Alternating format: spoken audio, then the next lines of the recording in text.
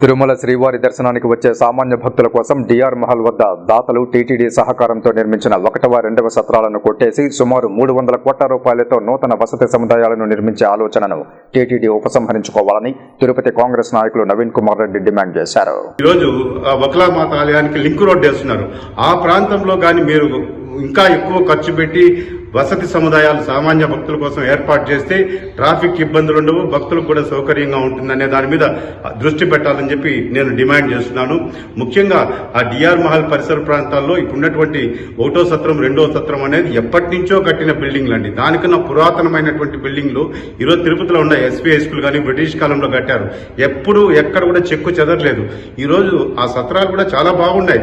దానికి రెగ్యులర్ గా annual maintenance TTD వాళ్ళు ఖర్చు పెట్టి చేస్తున్నారు.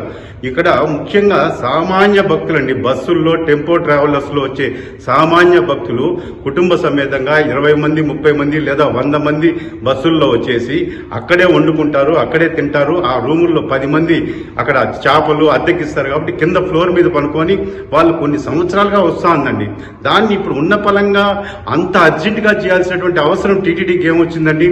దాన్ని అలాగే ఉంచండి. ఎందుకంటే రైళ్లలో వచ్చే యాత్రికులు అటు పక్క వెళ్లేదానికి సౌకర్యంగా ఉంటుంది. టూరిస్ట్ బస్సులంతా కూడా అక్కడే పార్క్ చేసుకుంటారు, అక్కడే వండుకుంటారు, అక్కడే తింటారు, ఆడే పడుకొని దర్శనానికి వెళ్తారండి. దాన్ని దయచేసి వదిలేసి యథావిధిగా ఇంకొక చోట జూ పార్క్ రోడ్ నుంచి కనెక్టివిటీ రోడ్లు ఉన్నాయి కాబట్టి టీటీడీవి అక్కడే మీరు ఖర్చు పెట్టి ఆధునికంగా వసతి సముదాయాలు వేస్తే ఎవరికి అభ్యంతరం ఉండదండి.